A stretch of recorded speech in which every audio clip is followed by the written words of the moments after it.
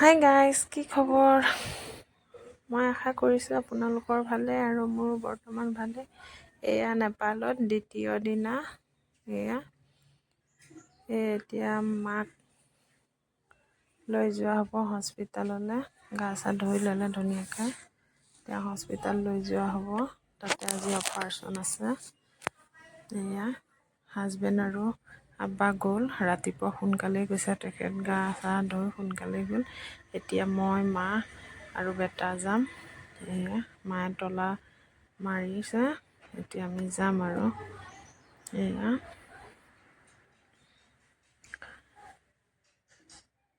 এয়া গৈ আছোঁ।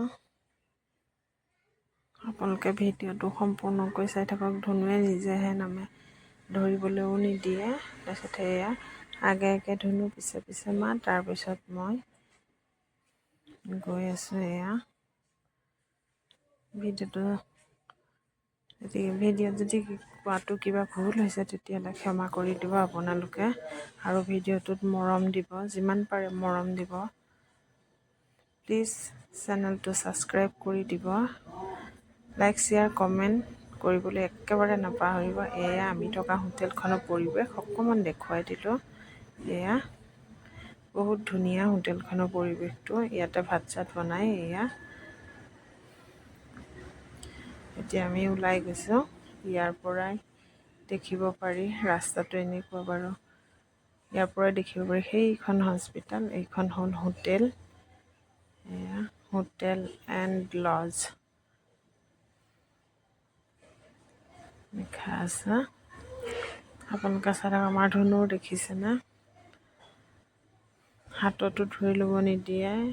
এতিয়া গৈছোঁ। ইয়াৰ কিন্তু পৰিৱেশটো বিৰাটেই মনোমোহা। কিয় মনোমোহা মানে ল'ৰা ছোৱালীৰ কোনো হুলস্থুল নাই, ডাঙৰ মানুহৰ কোনো হুলস্থুল নাই। নিজৰ নিজৰ কামত সকলো ব্যস্ত আছে ইয়াত। মতা মানুহে যিদৰে কষ্ট কৰে, মাইকী মানুহে ইয়াত সেইদৰেই কষ্ট কৰে। মাইকী মানুহৰ হোটেল আছে ইয়াত, কোনো বহি নাথাকে তেনেকুৱা আৰু ইয়াত।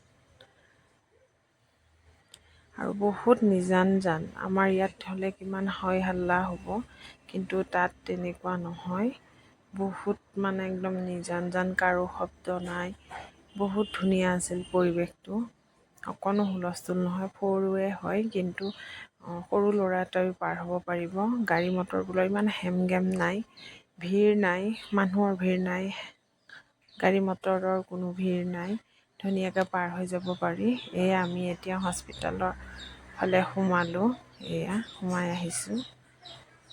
এয়া বহুত ধুনীয়া হস্পিটালৰ পৰিৱেশ। সেইফালে গাড়ী পাৰ্কিং কৰা হয় আৰু তাতে সেইখন মিছু আই হস্পিটাল।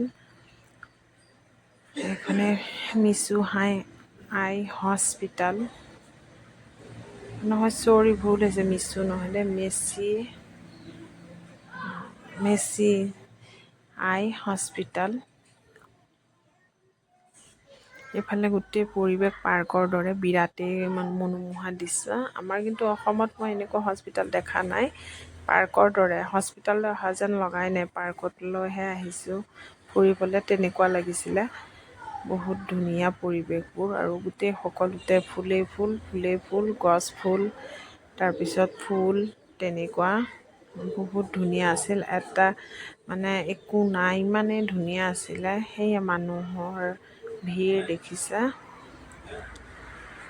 কালি বেছি আছিলে ভিৰটো, হ'বহে। কিন্তু এতিয়া আমি মৰ্ণিং আহিছোঁ যে, 7, 7:30 মানত আহে। 7টা 8টা মানত আহিছোঁ নেকি আমি, নে 7:30 মানতে। মই ঘড়ীটো চাব নহ'লে এয়া আহিছোঁ আমি এতিয়া। এয়া মানুহ আৰু মানুহ হ'বহে এতিয়া, পাতল বাৰু মানুহ। আমি এইফালে গৈছিলোঁ ভিতৰ চাইডে। এয়া গৈ আছোঁ। এয়া ইফালে হাজবেণ্ড সেয়া আহিছে, গৈছে তালৈ নহয়, এইফালে আহা। এই আমি গৈছোঁ এতিয়া। আকৌ হাজবেণ্ড আৰু মা এয়া এতিয়া যাম। আপোনালোকে ভিডিঅ'টো চাই থাকক। এয়া হাজবেণ্ডে সৈতে গৈ আছোঁ। হাজবেণ্ড আগত গৈছে, হৈ দিছে হাজবেণ্ড। এতিয়া একেলগে যাম আৰু মই এয়া মা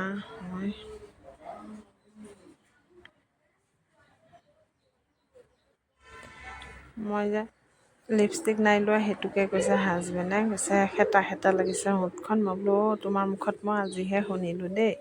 সেইদৰে মই কৈছোঁ। এয়া মা আৰু হাজবেণ্ড গৈ আছে, সেয়া সেইফালে সোমাই যাম। আপোনালোকে ভিডিঅ'টো সম্পূৰ্ণকৈ চাই থাকিব, অকণো স্কিপ নকৰিব, তেতিয়াহে বুজিব পাৰিব। এতিয়া মাক প্ৰেছাৰ জোখাব, তাৰপিছতহে হ'ব। এইফালে আমি গৈ আছোঁ। এইখনেই হ'ল লেবৰেটৰী। এয়া এইফালে সোমাই ওপৰতহে মাৰ প্ৰেছাৰ জোখাব।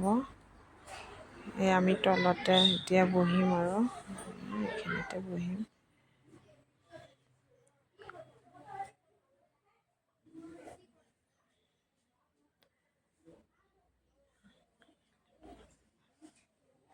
আসসালামু আলাইকুম, হাই হেল্ল' নমস্কাৰ। ববিতা কলিয়াবৰ ব্লগ চেনেললৈ স্বাগতম জনাইছোঁ। সেয়া মাক পঠাই দিলা তালৈ। আকৌ হাজবেণ্ড যাব ঔষধ আনিবলৈ। মোক কৈছে তুমি ইয়াতে বেটাক লৈ বহা। বহি আছোঁ। ল'ৰা ছোৱালী লৈ গ'লেতো জানেই আপুনি বহুত প্ৰব্লেমেই হয়, কিন্তু উপায় নাই আৰু মই সেইকাৰণে বহি আছোঁ। এয়া তাত চব হৈ গ'ল, প্ৰেছাৰ জোখা। এতিয়া মাক এয়া কাপোৰ পিন্ধাব, ড্ৰেছ, সিহঁতৰ অপাৰেশ্যনৰ ড্ৰেছ পিন্ধাই দিব। এয়া কৈ আছে মাস্কখন খোলক, এইখন মাস্ক লওক। আকৌ নতুন বেলেগ এখন মাস্ক দিছে। মানে কামবোৰ বহুত পৰিপাটি নিয়াৰি হয়, বহুত ভাল, কিন্তু অসমতকৈ বহু গুণেই ভাল। ইয়াতে এয়া পিন্ধাই দিয়ে কাপোৰ। তেনেকৈ ব্যৱহাৰ ইমানেই ভাল, মাতাজী পাপাজী এনেকৈ কথা পাতি থাকে, বহুত ভাল লাগে তাত ব্যৱহাৰবোৰ শুনি। আমাৰ কিন্তু অসমৰ দৰে নহয়, অসমতো ভালেই বাৰু, হ'লেও বহুত ভাল তাত। এয়া আই হস্পিটাল হয়। এইটোৱেই অপাৰেশ্যন থিয়েটাৰ, ইয়াতে অপাৰেশ্যন কৰা হ'ব। ভিডিঅ'টো বহুত লং হৈ গৈছে, আপোনালোকে ইগনৰ নকৰিব। এয়া মাক ড্ৰেছ পিন্ধাই থৈ দিছে। আৰু এটা কথা, এয়া মাক নিলে, কিন্তু এবাৰতে 20টা 30টা 25টা তেনেকৈ সোমোৱাইছে মানুহ অপাৰেশ্যন কৰিবলৈ। কিন্তু তাৰপিছত আকৌ আমি আহিলোঁ, সেই তেতিয়া ভিডিঅ' কৰিব নোৱাৰিলোঁ, অপাৰেশ্যন কৰা হৈ গ'ল। এই আবেলি সময়ত আহিলোঁ, আহি এয়া ধুনুক যাক ইগনৰ নকৰিব। এয়া সকলোৱে ৰেষ্ট লৈ আছে আজিলৈ, বাই বাই।